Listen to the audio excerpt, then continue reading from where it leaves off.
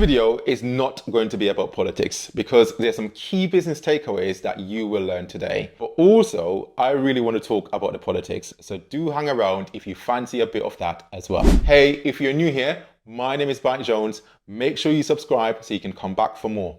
Let's get right into it. Now, 2020 had two significant events. One was that big virus. What was the other event? Now, I want you to think about that, and I'm going to tell you shortly because I think that this is perhaps the biggest reason why Kamala Harris lost the election. I'll tell you in about 5 minutes. But before that, let me get into the first reason why I think she lost. You see, Harris was not battle tested. Sometimes if you want to succeed and win in life or business, you need to have gone through the gullies and the trenches. And Kamala Harris is a Democrat from the state of California. And if you know anything about California, apart from Hollywood, obviously, you will know that California is one of the strongest states for the Democratic Party. So what this means is that her entire political career started in friendly territory. It grew from there, and it is what brought her to the United States Senate as a senator from California. But to be president of the United States, you need to have successfully run a national campaign. And Kamala Harris has never done this, unlike the vast majority of presidential candidates in the United States. As a matter of fact, I would go as far as to say that Kamala Harris is the first candidate who was not already a sitting president to face zero primary opposition. Now, party primaries in the United States are national campaigns, and they can get very bruising and nasty. You only need to ask Barack Obama and Hillary Clinton. There is no way, absolutely no way, Barack Obama would have become the president of the United States without overcoming the enormous challenge of defeating Hillary Clinton in a very hostile campaign. In fact, I think most people would argue that Obama had an easier campaign against John McCain and Mitt Romney than he did running against Hillary Clinton from his own party in the Democratic primaries. If Kamala Harris had had this chance, she would have had the opportunity to build a national coalition and build a connection with voters across the country. Don't get me wrong. I am not saying that this is Kamala Harris's fault. The blame for this one is squarely on Joe Biden. He obviously left it too late. So, what is the lesson here? To succeed, you have to have been battle tested. Sometimes you have to try again, fail, learn, try again, and maybe fail again until it works. So, when you're doing business, you need to keep trying. Take your licks and wear your bruises proudly.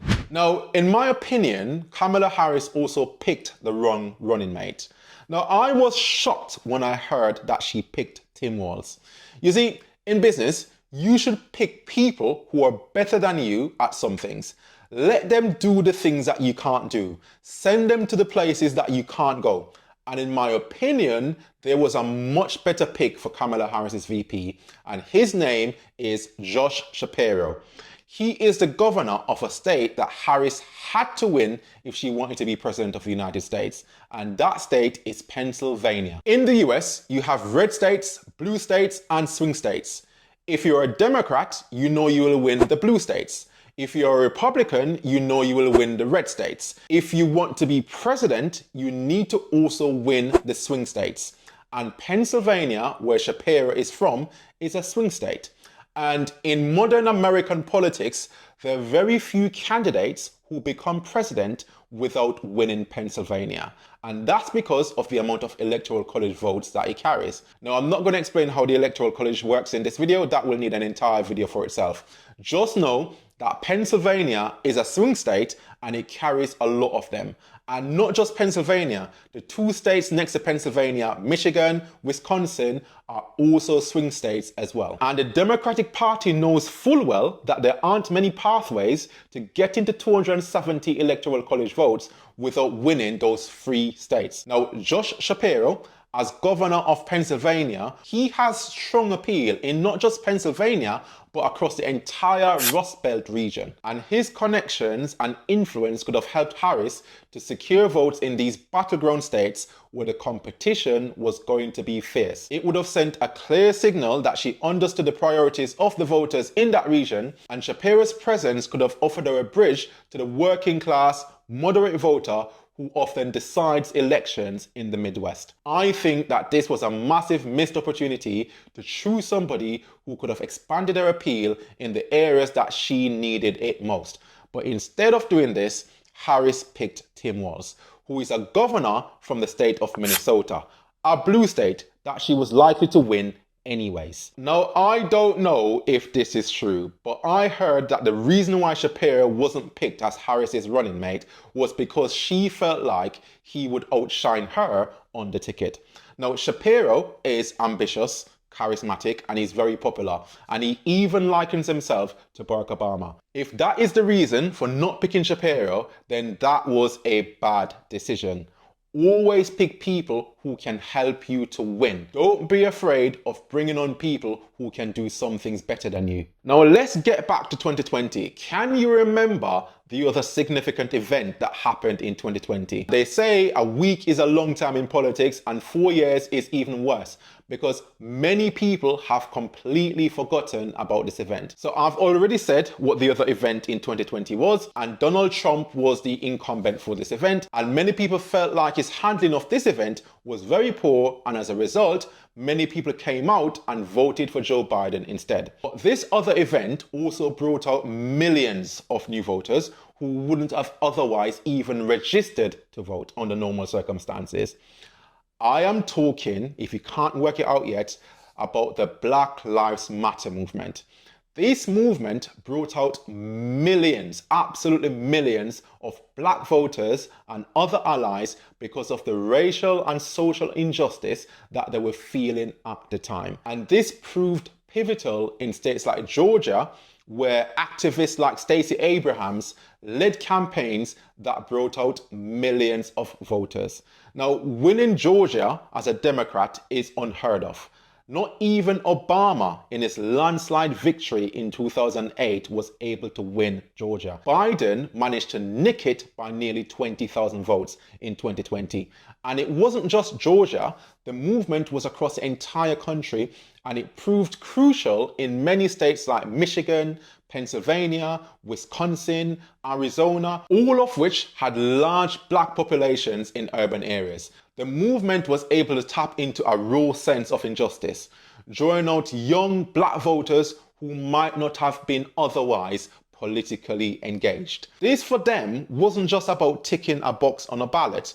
It was about standing up for their communities and fighting against a long history of racial inequality. The Black Lives Matter movement made people feel like they were a part of something bigger, a cause that represented their struggles and their hopes.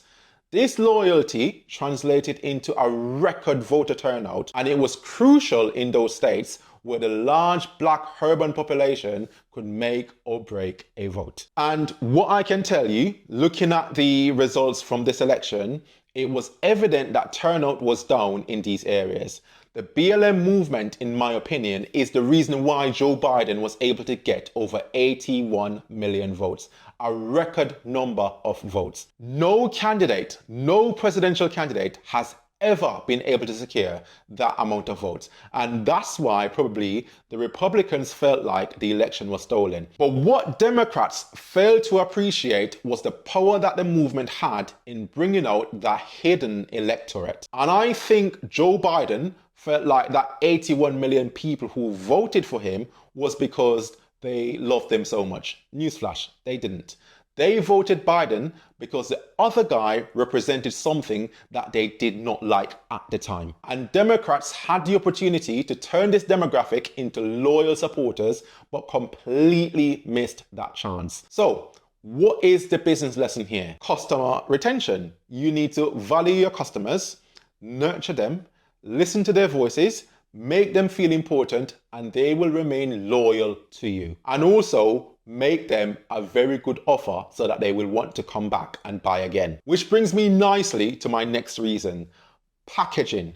How many people can tell me what the message of the Harris campaign was? Go on, I'm waiting for it. Now, if you're thinking long and hard about it, you might come up with abortion. And I say might because obviously this did not register with the masses of people. But let me ask you this. What was Trump's message? Make America great again. Cutting your taxes. Mass deportation of illegal immigrants. Ending the wars. All easily understandable, digestible, and relatable issues that the American people care about. Donald Trump was able to communicate his offer clearly to the American people, and they thought, yep, this guy knows exactly what we want, and that is what we're going to buy. Harris, on the other hand, spoke more about why people shouldn't vote for Donald Trump, to which the American people just basically gave her the middle finger because they thought, well, we've had him for 4 years. We know what we're going to get with him, so you're not going to use that to try and scare us. Sod off. You know what I mean? It's crazy. I don't know why she felt like that would work. Vote for me because the other guy is going to make you cry. It's ridiculous. I personally think that Trump and his appeal has been completely underestimated for years. This is a man who built a personality on TV, coining the popular catchphrase, "You're fired." Donald Trump obviously knows how to speak to his audience. And like him or loathe him, he's very good at it. Kamala Harris did not communicate her offer clearly. Think about Obama in 2008. Yes, we can. Hope, change. He was an outsider offering a different kind of politics that spoke to the aspirations of people, offering something new and something different. Maybe Harris did have some good plans, but they were completely buried in the details, and she never turned those plans into something that the electorate could consume. It's why books have nice looking covers. It's why films have trailers. It's why YouTube videos have clickbait thumbnails. Packaging is crucial to the success in any business. Think about when you buy an Apple product. Think about the unboxing of that product.